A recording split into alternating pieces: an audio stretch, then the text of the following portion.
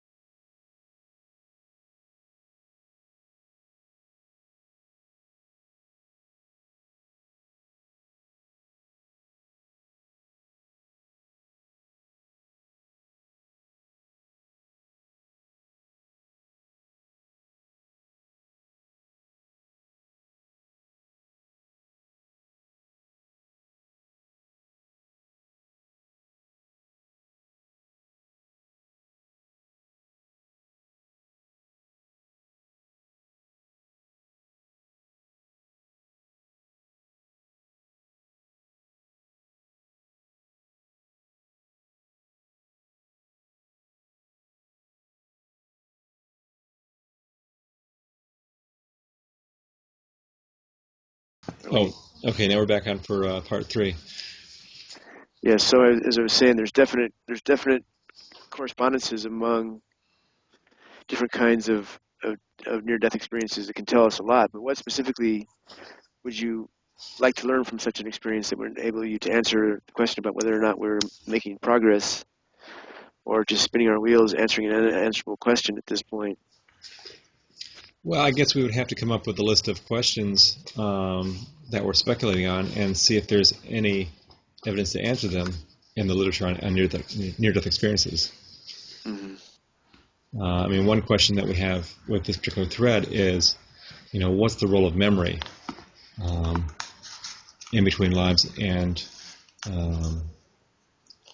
does memory show that reincarnation is true in some extent? The fact that people have memories, from having lived before. So, if they've had a memory of people, that would tend to show that the theory that people come from a soup, or a memory soup, as Kim was saying, or a combination of memories from different people, that they could show that.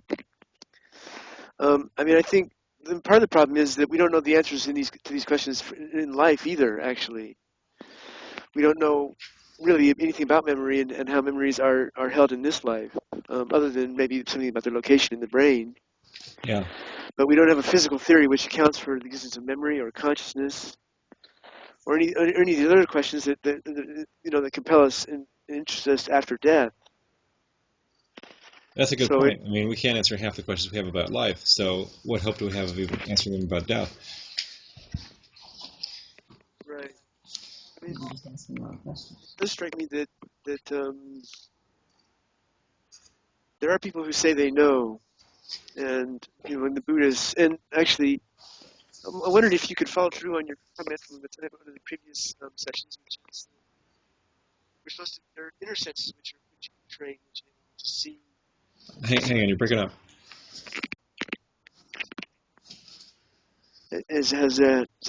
That's better. You had mentioned in one of the previous sessions that there are inner senses which can be trained, and I wondered if you could say that, because maybe that's some of what we're looking for, is some of these inner senses which enable us to distinguish and characterize some of the questions and some of the frameworks that we need to have to understand this. Yeah, that's a good point. I mean, because you raised the very good point that we really don't know what consciousness is, right? If consciousness is so important that it is central to our experience of life, then perhaps it's central to our experience of death as well. And what is this phenomenon called consciousness? What are its properties? What are its capacities? And one capacity we were exploring in a previous dialogue was that our senses, right, they all originate from consciousness. Right? So seeing is a form of consciousness, so hearing, smelling are 5 senses. And as many spiritual traditions report, there are subtle correlates to the physical senses. Right? There's an inner sense of smell. Right? You can smell a rose in your memory, and sometimes that's just as real as the actual experience itself. And some of these other traditions, which I don't know very well, but I would think the Tibetans and Hindu and Vedanta traditions speak about other senses beyond the physical senses. Some people speak about intuition as a sixth sense. And I think they probably make lists of 7, 8, 9 senses. That's why I'm not as familiar with that. But I do know they extend the physical, um, the number of senses beyond just the physical. I think the 5 are the basic ones that they list, and I think there's at least 5 or 6 more beyond that. So I think that's interesting that they've done this research into consciousness and discovered that these seem to be some of the properties of consciousness. So there are actually multiple senses beyond the 5 senses that we commonly accept. There's multiple senses that people who've explored this have when they look into the question. Yeah, I think that's true, and I think we happen to live in a culture which tends to validate 5 particular senses, and these have a biological grounding, so which makes them very strong in our experience as well. But who's to say that there aren't other senses that can be trained, and that's what these other traditions hold, that these senses can be developed, that there are innate capacities that can be awakened and cultivated through training.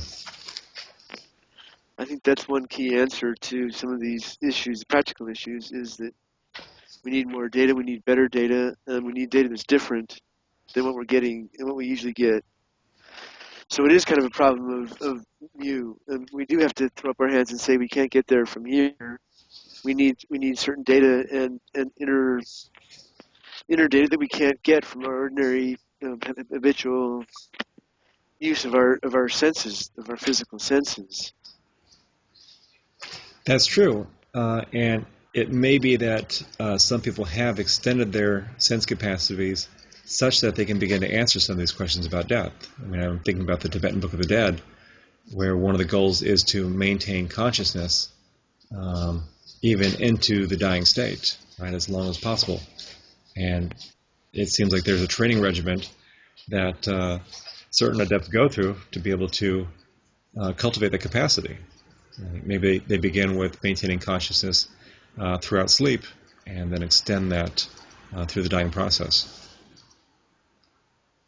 I think those are both good examples. I think the practice of shamatha meditation is a similar example of one of the techniques that is necessary and is used for transiting through the Bardo states. But I don't know if you would call that an inner sense or not.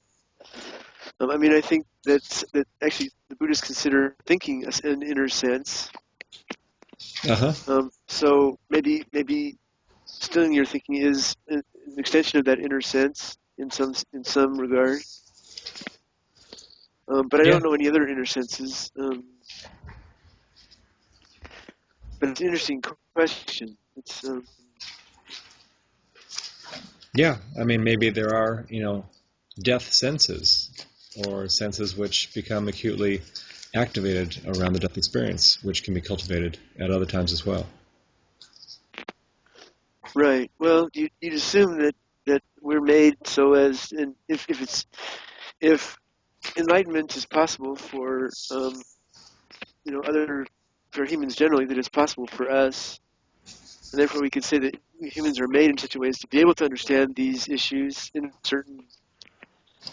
a way that's adequate for us. Then it seems like the senses do exist and we can access them, and there is a way of gaining knowledge and insight into them. But it's not happening very quickly, that's for sure.